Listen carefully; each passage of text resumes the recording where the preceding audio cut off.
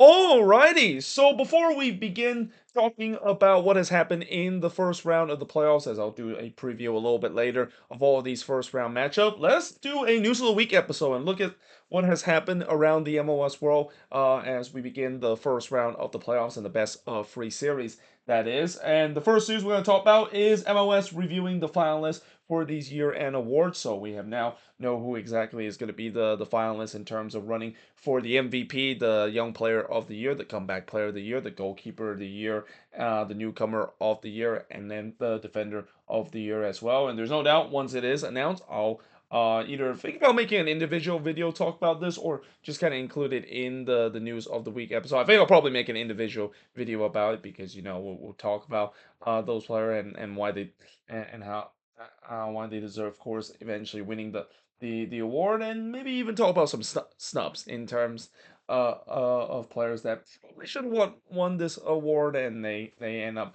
not getting it.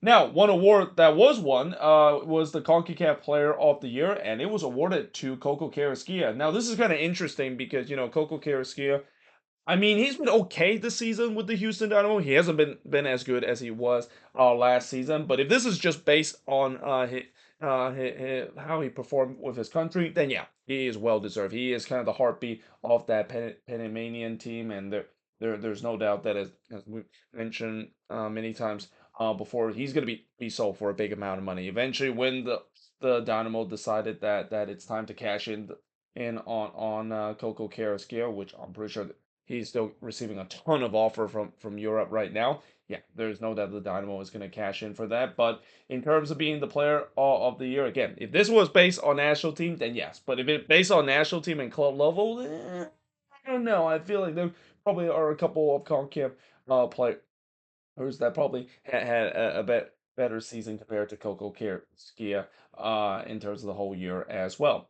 Now, moving on, MLS have also unveiled the annual base salary for every MLS player. So obviously, this is kind of the time of the period where the league basically reveal all of the players and what they obviously earn. And this is also a kind of the time where you see some really good contract and some really bad contract that is being paid by a lot of these teams. One interesting thing when I look at the base salary, obviously Messi is the highest paid player. He's earning about $20 million per year, which is a lot less than I thought he was going to make. I thought he was going to make 25 million, but still 20 million a year is definitely a lot of money. And then the other thing that I've noticed is that Kevin Sullivan, which a couple of months ago was announced to sign the record-breaking homegrown contract. Well, now we know exactly how much he earned. He earns about $300,000, which yeah, that is well, actually a little bit over $300,000 that is. And for a 15-year-old making that kind of money,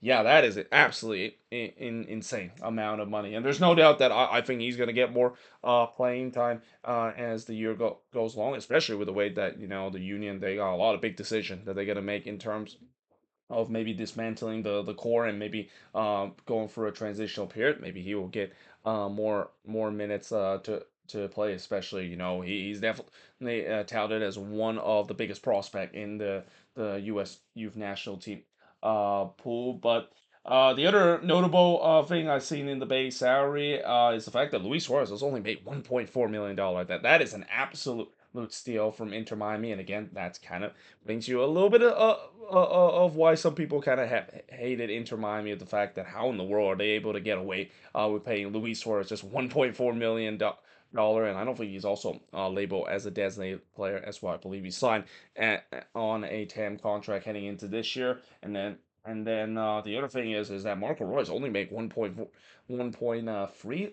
around that amount of money. That's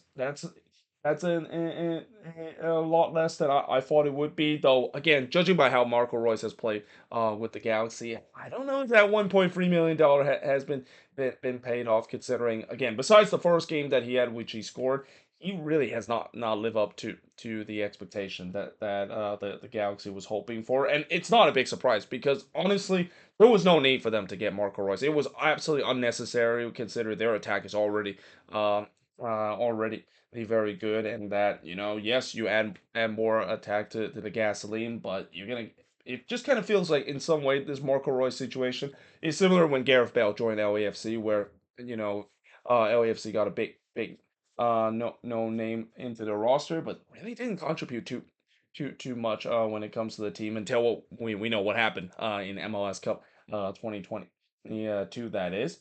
Now, speaking of contracts, so there's also now a report dispute between Evander and the Portland Timbers over the contract. So obviously, last night Evander definitely he did not hold back when he decided to talk about his frustration and especially toward the ownership as well. He definitely go off on the press conference about his displeasure when it comes to the ownership group and also the front office as well. And I don't blame him for that. I mean, when you look at this Timbers front office and all the scandal that has happened in the past couple of years, yeah, again, there's still feels like there's a mistrust between the Timbers fan base and also the front office and the ownership as well. But now after that, it seems like now there's even a latest dispute about the contract that is going on, and that there was an offer saying that Evander was going to be somewhere around $4.3 million, which would be way more than the $2.3 million that is report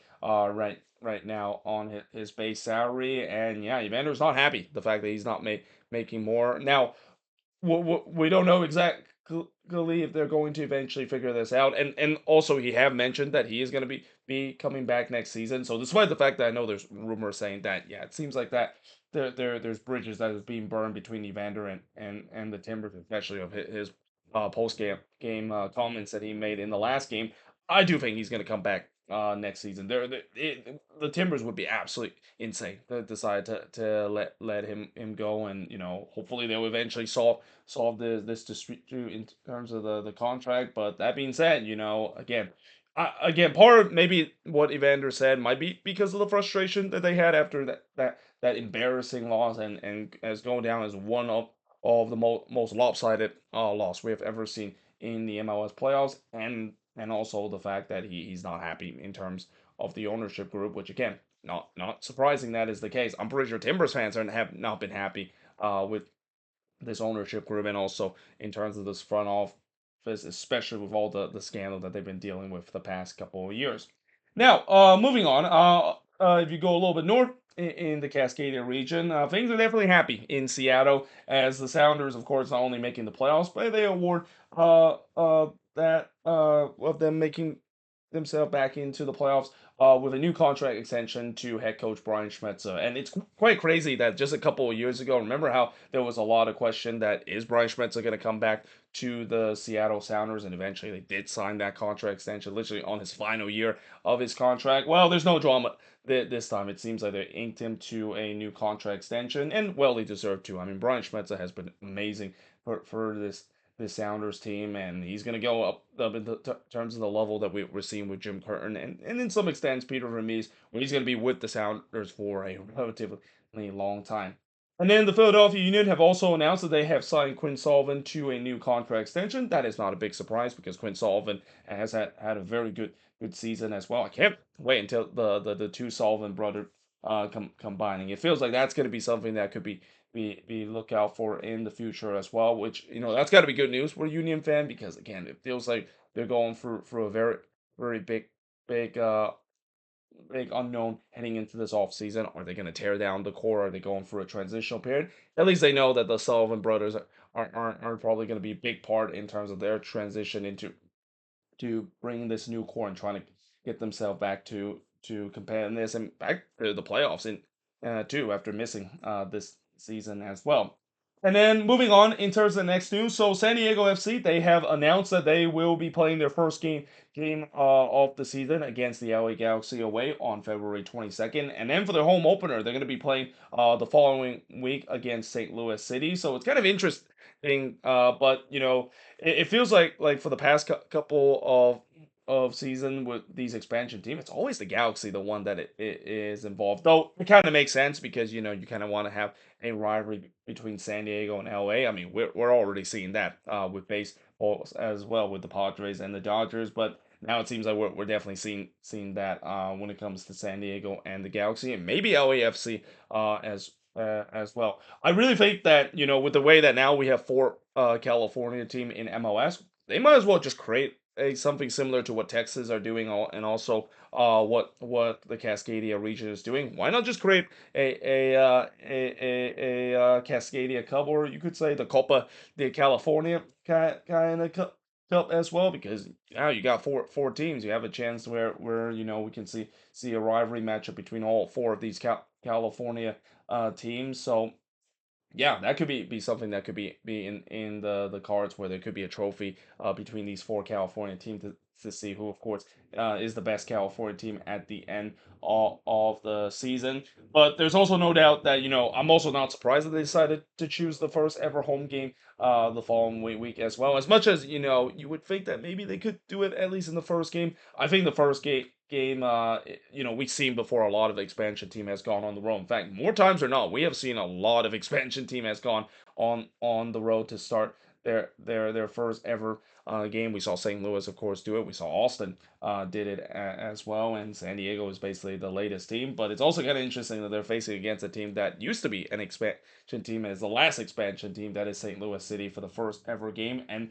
also, I would not be surprised, but I might even think about attending this game. I mean, San Diego is not that far from where I am. Well, I say it's not that far. It's like 600 miles, but it's only like an hour and a half of a plane ride. And especially with this game being on Saturday, maybe I'm tempted to fly down to San Diego to watch this game. And that, yeah, the hype level was definitely going to be there for that game against St. Louis City.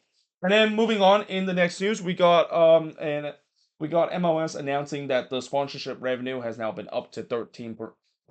That's kind of quite low, considering that with all the mania that is going on. I thought the revenue would be way up, but still, this is not a big surprise, because when you have the greatest player of all time, and when you have a lot of people that is subscribing to Apple TV, mainly because of that. Yeah, it's gonna definitely drive the sponsorship revenue up, and as they announced, it was up from 13%, and pretty much everything has been up this season in MLS. I mean, not only the sponsorship revenue, the ratings, but I'm pretty sure the Apple TV subscription is through the roof, and the attendance has also been really good this season as well.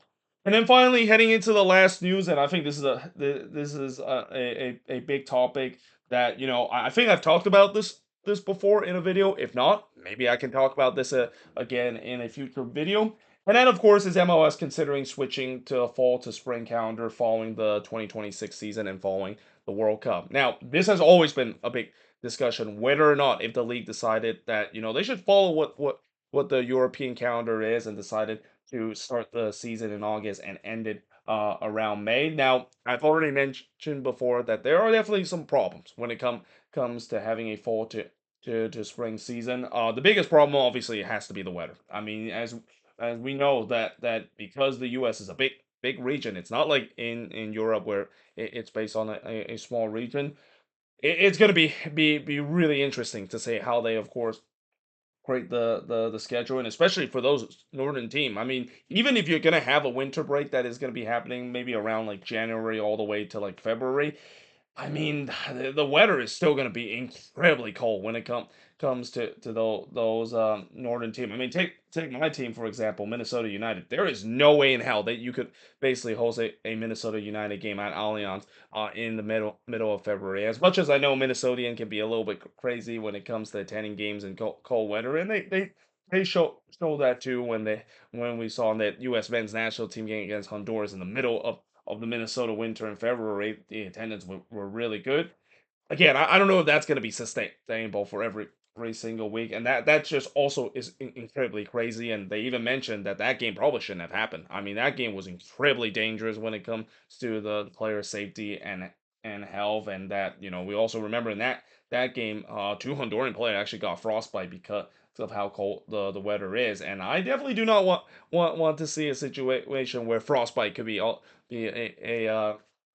injury that could popped up in the injury report. And that, yeah, again, the big issue, of course, has got to be the weather, and that the other thing is that the attendance is not going to be good because of it. And I think the other big problem is that between the fall to spring calendar, there's a lot of competition that MLS is going to have to face with other leagues. They're going to have to face competition from the NFL, the NBA, the NHL, and even college football as well. And that by the time when we get to the playoffs in April and May, that's when the NHL and NBA playoffs are also going right now. And again, the league is clearly not nowhere near the level that they are. Maybe near the NHL level, but nowhere near the NBA level when it comes to competing for each other around the same time for the playoffs. So yeah, those are definitely going to be a huge issue. The rating is just going to be absolutely tanked by that.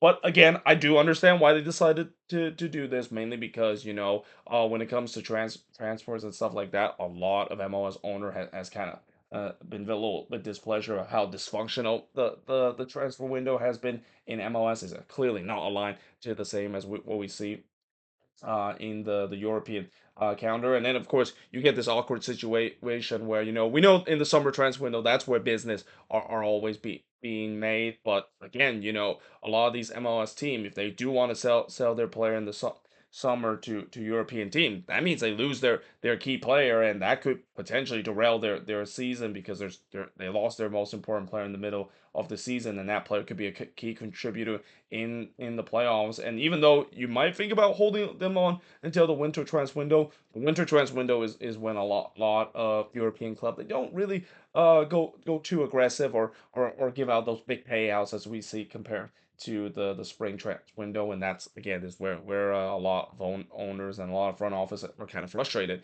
by that, and that they're frustrated that they have to make these big decision when it could be all fixed if they go to a fall to spring calendar. But yeah, it's very interesting. And as we get closer to the World Cup, and really after this, it will be interesting to see how the league address this. I feel like, in my opinion, I'm still perfectly fine with the summer or the spring all the way to fall kind of season. Obviously, see, there's no doubt there's a lot of change that needs to be made. I mean, I do feel like for the last couple of years, and really ever since the Leeds Cup has been introduced, it has created a lot of problem when it comes to the MLS schedule. And it also doesn't help the fact that when the league decided to introduce these best of three series in the first round and make the playoffs just absolutely look like a crapshoot and look tacky as hell, that again the interest have also started to go down. I think last year there was a lot of people mentioning that playoffs were just way too long, and that and the interest really kind of dropped as we get into the conference semifinal, because it's crazy the fact that the best of three series is taking this long. And by the time when we get to the conference semifinal, it's already like 4 weeks into the playoffs, and you shouldn't be getting into the conference semifinal 4 weeks into to the playoffs. That's just way too long and way